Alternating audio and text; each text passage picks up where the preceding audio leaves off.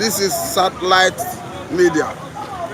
We are looking at what is happening in Nigeria currently. The major one has to do with the president saying he's going to give Edo back to APC. We equally have the issue that has to do with the younger brother of Fayose. I'm talking about the former governor of the state, admonishing or rather advising the president, just like Jonathan did when he gave contract to Tompolo, that he should release Nnamdi Kanu and give him contract for the purpose of winning the support of southeastern part of the country. Mr. Riwan, let us have you on the program. You are welcome. Yes, sir. We have much to chew, but let us quickly start from the issue that has to do with Mr. President himself. In a chat with party supporters, he said he was asking the party supporters, do you want Edo back? And he told them, I am the president of the Federal Republic of Nigeria.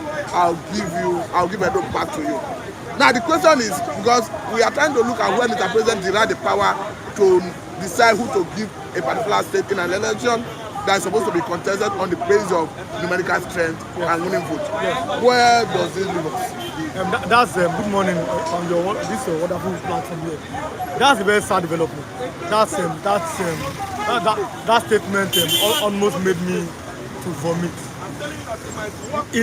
We say in Nigeria we are a democratic system of government. No president has the power to say, I will give a state. I can give you money. Am I right? But you can't give a state to a party. That alone should not send us a warning. That alone should make Nigerian people to sit down and realize that where is this country going. You understand? So you can't go when I say I'm giving Edo state to APC. You cannot give a state. When I heard that, I'm like, wow, and the magic happened. Nigeria, like I always say, the more you look, the less you see, and the more you see, the less you know. Then what happened? Rain fell, 4,000 people damn. Okay, I was going there because surprisingly, I don't know whether it's coincidence. The umpire is telling us that flood have perhaps destroyed about 400 beavers. Don't forget that in 2023 election, INEC gave us excuse of network glitch. Could this be a coincidence or another strategy to disenfranchise the people? Like I said, in Nigeria, the more you look, the less you see. The more you see and the less you know. So I cannot say it's a coincidence. And I can't even say it's another strategy. But like in Nigeria, let me take a picture. One thing we know now, we know. We've seen this thing play out repeatedly.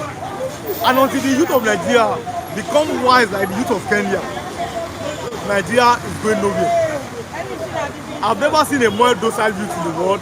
I've never seen a country where the youth are chasing shadows. I've never seen a country where the youth are not ready. I've never seen a country where the youth are playing like Nigerian youth. I've never seen that country.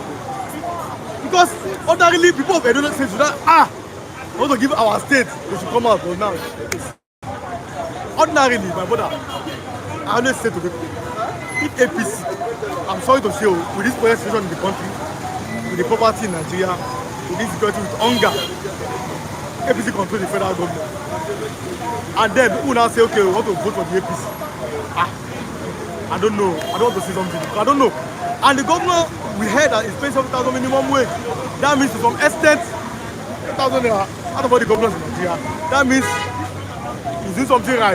So if the APC now say, want to give this state to APC, and we know that the obedient movement is, let me say, like, Edo is the spiritual home of the obedient movement. Ordinarily, the people to win the election should ordinarily be, the way Nigeria is now, either the PDP or Labour Party. Then the APC now finds a way to win the election. in my language, it is finished. Okay, now let me take you to the area of the younger brother of the former governor of the state, Fayose, advising the president, Tinnubu, to release Nnamdi Kanu and give him contract. As according to him, that will reduce insecurity in that part of the country. Equally, try to bring out the situation where Jonathan, during his time as president, gave contract to Tompolo, and as such, that releasing Nnamdi Kanu, giving him contract, that in a way, it will boost his credential in the southeastern part of the country for the purpose of 2027 election. Do you think is the way to go? That to me is a very sad development. That's very sad development. You can't. Somebody is a freedom fighter, is not hungry. Men looking at Nnamdi Kanu, you are going to see that this man is an educated person, is doing okay to his level. He does not say that he wants any contract now. The man said that he wants to, in his own mind, to liberate people from the fragmentation of Nigeria. He said that's the spirit of Ojukwu that is in him, that he wants what Ojukwu did, his father, his spiritual father, to liberate his people. And you're not talking about giving contract. It doesn't tell you that he's hungry. There's no need contract. Those ones, they need contract. And what has they've been giving contract? What has been the impact of that contract in the life of the average people in the region? What is the impact of the contract in the life of an average Ijoman, Urobo man, people from that Nigerian region?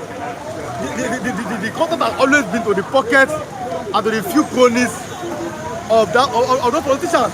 So when you say you are giving the contract, and I'm like, I don't understand. And Kanu has never requested a contract. The man always believed in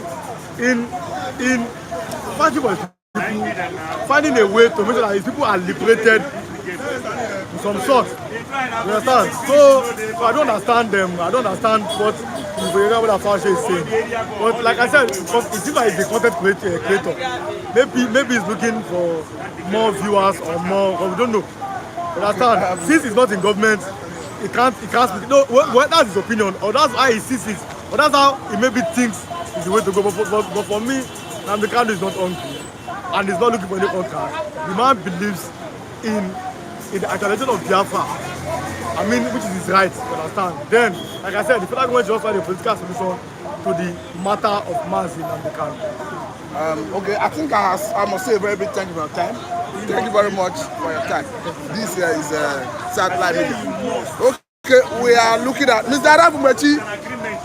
Mr. Arab. So we are looking at what is happening in Nigeria. Yeah. We are. You're live. You're live, Abi. Yes. Mr. Arab Umechi. Yes. I specifically call you because there is a development today. What is that? Where Vivas. No, I'm come to Vivas. But let me first of all tell you what is happening. A younger brother to former governor of the state, Fayose, have asked Tinnubu to release Nnamdi Kanu and give him contract. He's saying just as Jonathan gave Tompolo contract. He said that if Tinnubu does that, one, it will release insecurity. Secondly, that it will increase the fortune of Tinnubu in the southeastern part of the country on 2027. You see, how do you view this? Man, okay, my God. See, you know the reason I'm laughing? I'm laughing because actually I know that I'm an Igbo man and then Nnamdi Kanu is a Igbo man. Let me tell you, come what may, Tinnubu, if releases Nnamdi Kanu will be what? It will fly. You see, a bird that has been caged for a very long time is quite anxious to fly. See, if he releases Nnamdi Kanu, let me tell you, if he's coming forward with any contract to make sure that he stops agitation for Biafra, Nnamdi Kanu desires to do more if he comes out. No bribe, no oil well, no federal projects, even whichever way you want it. Even, in fact, even customizing whatsoever in Nigeria in his name could ever stop Biafra agitation. See, to many, they said that Nnamdi Kanu is an inexplicable phenomenon, which of course I see him as. Nnamdi Kanu is a living enigma. He is not gone yet, but he's a puzzle. Nnamdi Kanu is the one that is puzzling the entire humanity. Now, it's a puzzle. No, that's a very bad suggestion. Samoneba is watching me now as I'm saying it. It's a bad suggestion. Samoneba is not going to connect contract. It's not going to collect any contract, Samoneba, let alone Nnamdi Kanu, MNK. Oga, NNPC ownership, customized in his name, weird in his own name. The whole NNPC could not stop agitation for Biafra. In fact, to many, his extraordinary political and legal rendition has made him as one of the best, the most erudite, iconic, intelligent intellects we have on the continent of Africa. He's a fearless man. He's an unspoken man. He has the charisma to move the entire Igbo race while in Israel. I mean MNK, Nnamdi Kanu. Oh, Fayose's junior brother is trying. He's a very good man. We love him. Fayose is almost an Igbo man. That kind of suggestion is good, and he has defined him the friend of Igbos.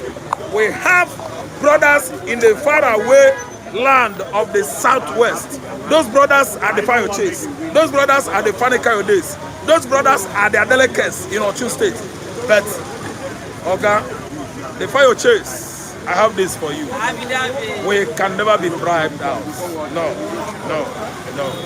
Nothing can ever allow us in this life or compel us or pressure us to trade Biafra for anything. We can never trade Biafra for gold. We can never trade Biafra for Tinnubu's project or what contract. We can never trade Biafra for NNPC. We can never trade Biafra for intimidation. No. Timidity. No. Nnamdi Kanu is not a timorous. He's not a timid human being. Nnamdi Kanu is overbold. A man bolding with strength. A man bolding with an outstanding intellectualism. Okay, now, what do you mean by that? I am for a junior brother. Thank you. You are a good friend and a good brother. That is a solution. But I'm telling you, from Anambra, say we are the Igbos. You will not accept it. Okay, let me take you to another I don't know whether Igbo has accepted anything, but Nnamdi Kanu will not accept it. Mr. Arab, let me take you to another area because currently there is a video making the round where Tinnubu himself, I'm talking about the president of Nigeria, was having conversation with party supporters. Yeah. And he was asking them, do you want Edo back? I'm talking about Edo election that is coming up. And they said yes. He said, and the president of the Federal Republic of Nigeria, I'll give Edo to you. Now the question is, we are at a loss where the president did have the power to decide who to give a particular state in an election that is supposed to be contested on the basis of strength instead of numerical strength, galvanizing support, going to meet the elections and all that. And coincidentally, I don't know where it's coincidentally, INEC is telling us that beavers, about 400 of them, have been affected by flood in Edo State. Is democracy on that trend? Thank you so much. I want you to erase the word coincidence. Nothing like that. Do you know why? INEC offices, agencies all over the country have a covering. They have what? Covering roofs. I don't know what to understand. And over the weekend, the rain that fell, I don't think it was a nationwide rain. Then last week, 8 days today, Tuesday night was what? A horrendous rainfall. It never rained actually, but it poured. It rained anything. It rained everything that night. But that was not enough to destroy the roof in Edo State. So this overnight news that is just coming to us, this all of a sudden news that just coming from Edo axis, telling the whole world that the beavers have been spoiled. I see it as a craft. Another scheming.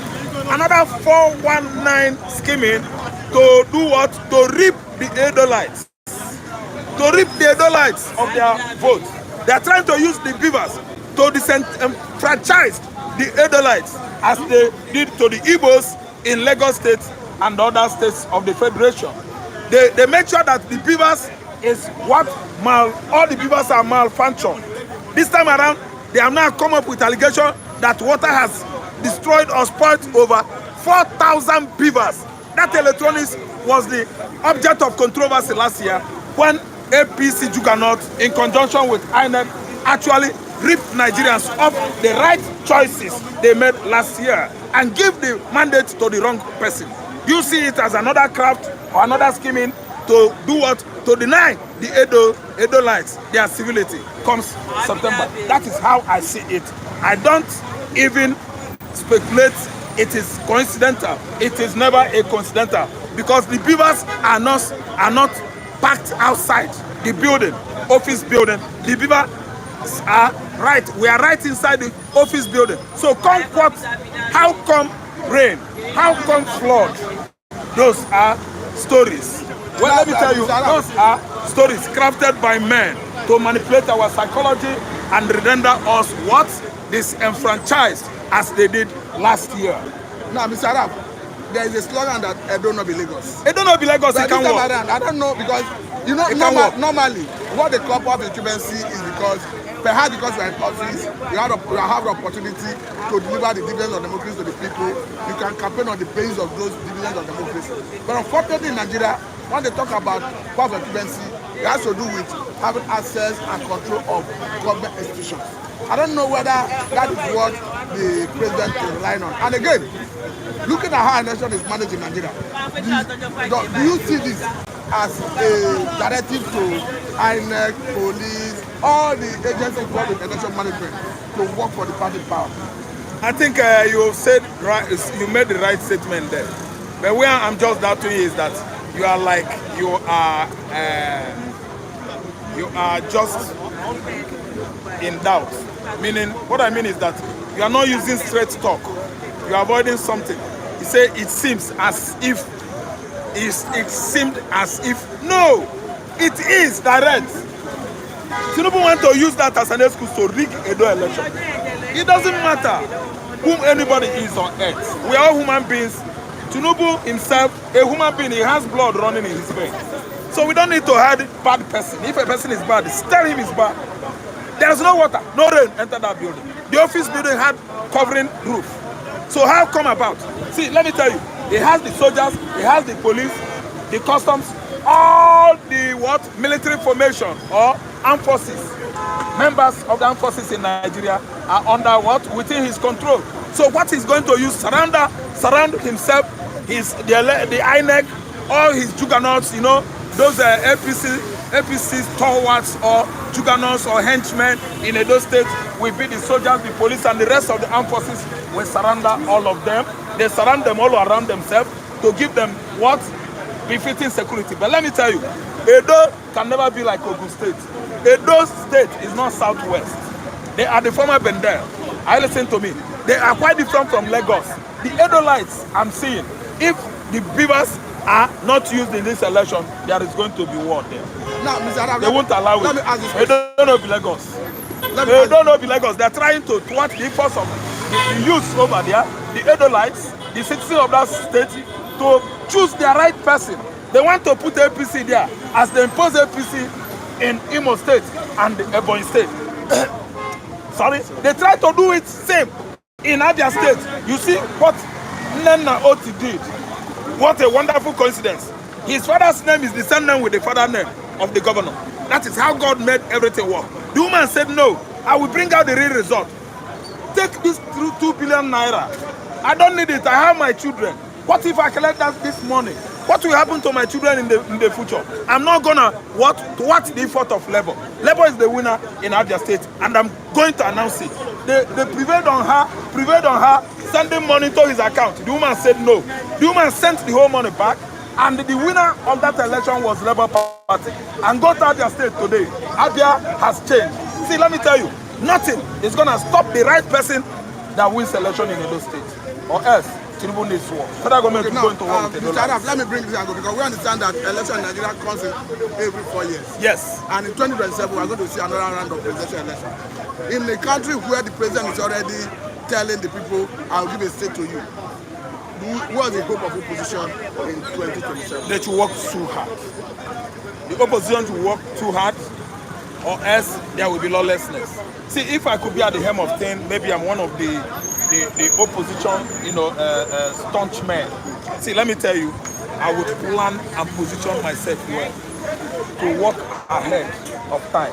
You know what? I will start working ahead of time because I know that when the time comes, the criminals, police, soldiers, and all of them will be wielding guns at innocent the voters, the electorates, all of them, to make life uncomfortable for them.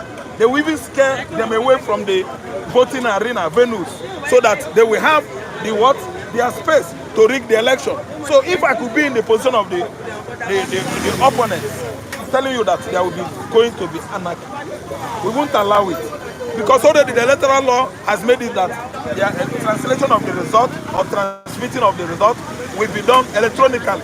And you are working hard as a ruling party to make sure that you flout that law. Already a bill passed in the House, okay, we will cause lawlessness. See, let me tell you, if the opponents, the opposition party fails to do this, it means that I think it's Dondi.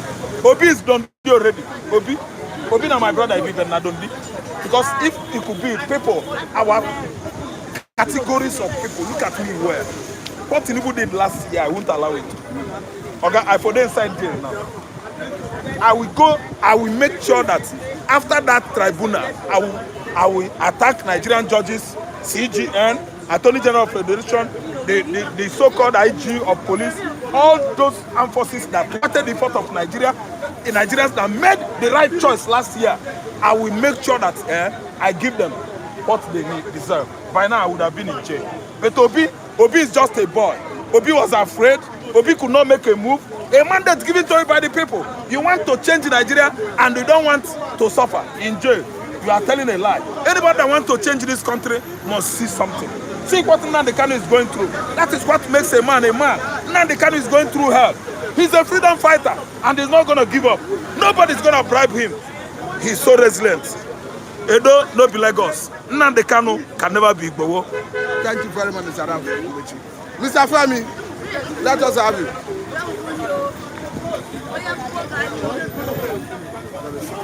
You are welcome. We are live on Satellite Media. Thank you. Let us examine the statement that came from Mr. President. I'm talking about Senator Bola Tinnubu promising APC that is going to give them Edo State. And we understand that we are in democracy, that election is supposed to be on the basis of numerical strength. We're going to meet the electorates canvassing for vote.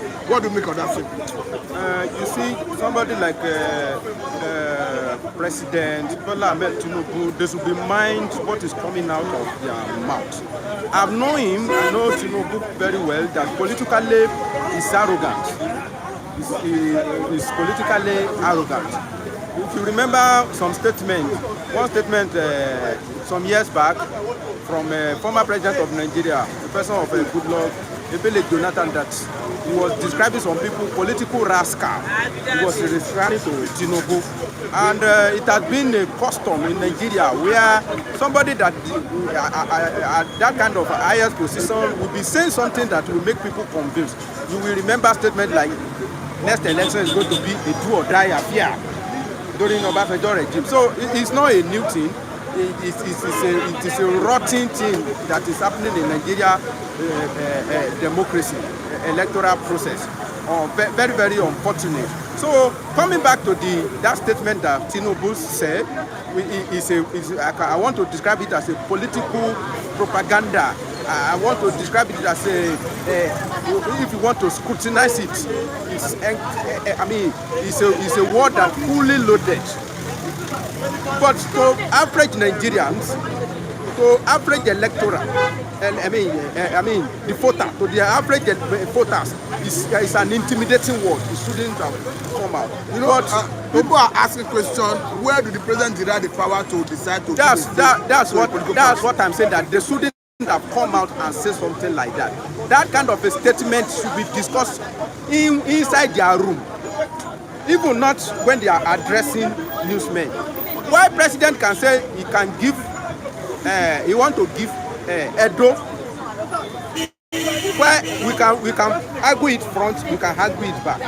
Why? Because president, even before he become president, before Tinnubu become president, you can categorically say it that alliance between Oshiomhole and Tinnubu gave Edo APC, if I'm right, before Tinnubu became president. So to tell you that Tinnubu, that's why I say Tinnubu politically is arrogant.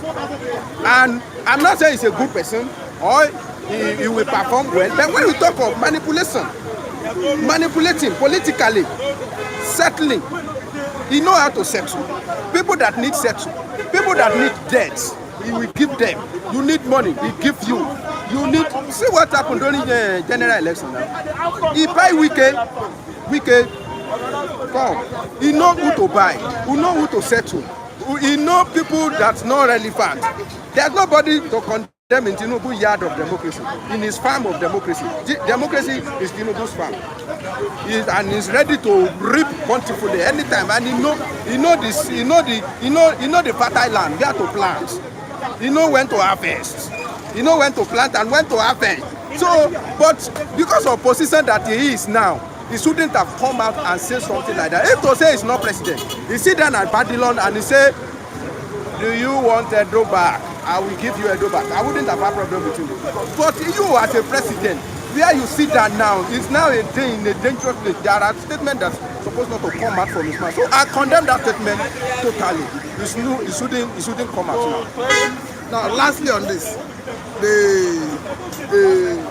younger brother of the former governor of the state, I'm talking about Fayose, about mulling the president, Senator Tinnubu, to release Nnamdi Kanu and give him contract. And according to him, Jonathan, as the president, gave Tompolo contract. And he went further to say that if that happens, that in 2027, the fortune of Tinnubu will increase in the southeast part of the country as he gets more votes. Well, that is an advice. It's an advice. Anybody can give advice, and I don't know when immediately you become brother to governor, or you become everybody. You have become popular. You have become relevant automatically. That is a problem in Nigeria. Immediately you become brother to governor, or you are a cousin to governor, you have become a celebrity, and you have become a relevant figure in politics. So I don't know for him. To him, he believes Nnamdi Kanu is somebody that's looking for contracts. But if Nnamdi Kanu today sit down with Tinnubu and agree on a contract, I will be disappointed because people will rate him more than that. Nnamdi Kanu is rated more than contracts, or more than all this. They want to do amnesty. Amnesty for what? They give Niger Delta amnesty, but go and check their area. The problem is, do you know this issue? The issue is that if it is possible, everybody go on their separate way. Because there is no way you will say you know how to treat another person more than the parents. If they say we have separated now, no matter how Biafra treats their resources, it's their problem, it's not our problem. I think you understand what I'm saying. Go to Niger Delta. There is this Niger Delta Development Commission. We know how much is going there. But go and look inside. What are they using that money for? It's only when there is problem there. When somebody hits, I don't want to shout with other. You hear noise. You hear something like, hey, off the mic, off the mic. I think it was their case that you can still remember the off the mic. I remember the case of off the mic now. When they are eating, when they saw money going to Niger Delta Development Commission, who are the people? Who are the people in charge? We have common enemies. Some people will just gang themselves up, and our common resources, they will be meeting it.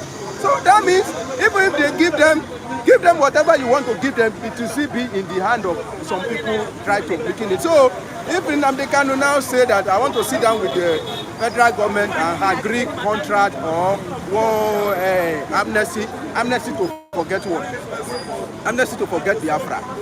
People, I think Biafran, they will be disappointed, and automatically you will have a very bad image. So as he approaching federal government for out of court settlement, it should be mind of what to agree with FG, so there won't be backlash even after this being released. I think I must say a very big thank you, Mr. Femi. Thank you very much for your time. This is Satellite Media. I have to say a big thank you for our esteemed viewers. I think this is a place to let it go. This is Satellite Media. I want to call your way next time. Remember, blessed. Thank you very much.